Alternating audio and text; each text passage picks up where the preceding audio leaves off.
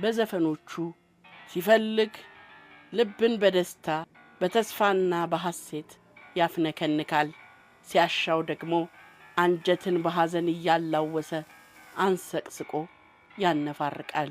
አሊያም በትዝታ ወደ ኋላ ወዳለፈው ጊዜ ጭልጥ አርጎ ወስዶ ትናንትን የዛሬ ያህል አቅርቦ ያሳያል። በ1990ዎቹ ተከስተው በሀገራችን የሙዚቃ መድረክ ላይ ደምቀው ከበሩና ገና በለጋ የወጣትነት ዕድሜያቸው በድንገት ይህችን ዓለም ከተሰናበቱ ድምፃውያኖቻችን መካከል አንዱ ነው።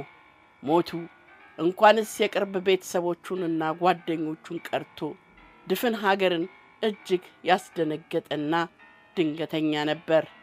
በአዋሳና በሻሸመኔ ከተሞች መካከል በምትገኘውና ጥቁር ውሃ በምትባለው ስፍራ ግንቦት 25 ቀን 1971 ዓ.ም የተወለደው ድምፃዊ ታምራት ደስታ የመጀመሪያ ደረጃ ትምህርቱን በአዋሳ ታቦር ትምህርት ቤትና በካቶሊክ ሚሽን ትምህርት ቤት ነው የተከታተለው። የሁለተኛ ደረጃ ትምህርቱን ደግሞ ሻሸመኔ ተምሯል። ገና ታዳጊ እያለ ለሙዚቃ ለየት ያለ ስሜትና ፍቅር ነበረው። ሙዚቃ ያዳምጣል፣ አብሮም ያቀነቅን ነበር። አሳዳጊ ዘመዶቹን ለመጠየቅ በሄደበት የድሬዳዋ ኮተኒ ጨርቃ ጨርቅ ፋብሪካ 1989 መጨረሻ ሙዚቃን ጀመረ። በአመቱ ወደ አዲስ አበባ በማቅናት የድምፃዊ ኃይልዬ ታደሰ የምሽት ክለብን ጨምሮ በተለያዩ የምሽት ክለቦች በመስራት የመጀመሪያ የሙዚቃ አልበሙን አሳተመ።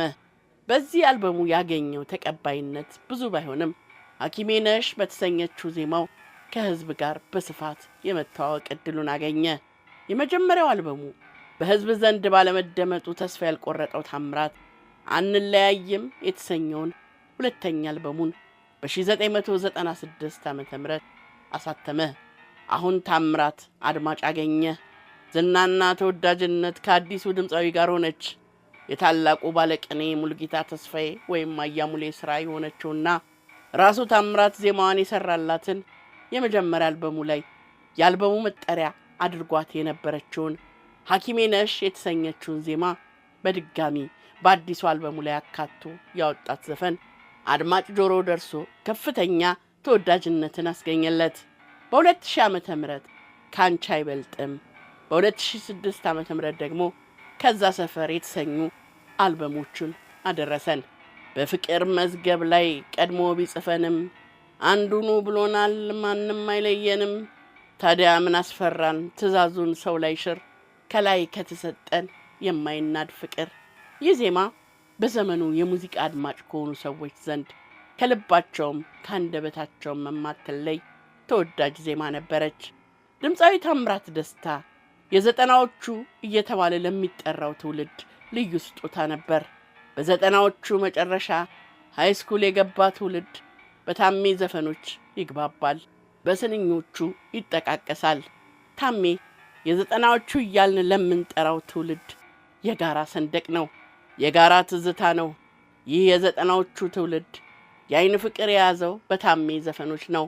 ናፍቆቱንም ያስተነፈሰው ለጸጸቱም ያዜመው በጥላሁን ዘፈን አይደለም፣ በራሱ በታምራት ደስታ ዘፈኖች ነው። ለእኔ ከአራቱ አልበሞች ሁለቱ ይለዩብኛል።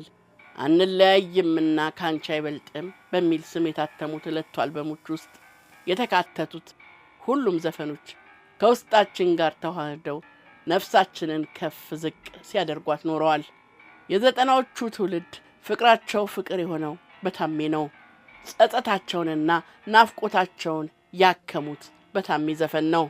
ታምራት ደስታ በሐኪሜ ነሽ ፍቅርን ያከመ፣ ባንለያይም ያፋቀረ፣ በእኛን ነው ማየት በናፍቆት ያንገበገበን ብርቱ ከያኒ ነበር።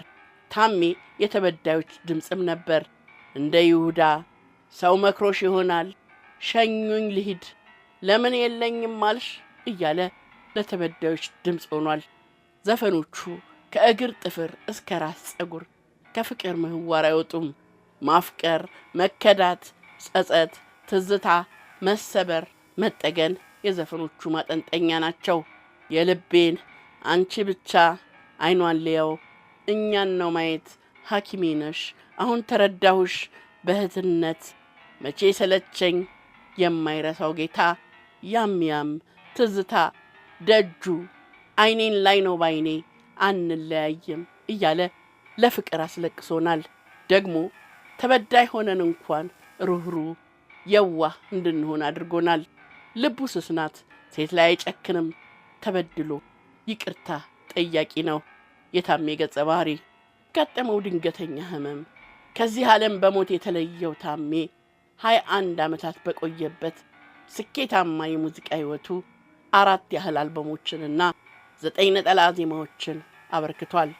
ድምፃዊ ታምራት ደስታ ከድምፃዊነቱ ባሻገር ቤተሰቡን አክባሪ፣ ማህበራዊ ሕይወትን የሚያውቅ ቁም ነገረኛና አስተዋይ እንደነበር በቅርብ የሚያውቁት ወዳጆቹ ይመሰክሩለታል። ታምራት የግጥምና ዜማ ድርሰቶችን የሚሰራ ነበር።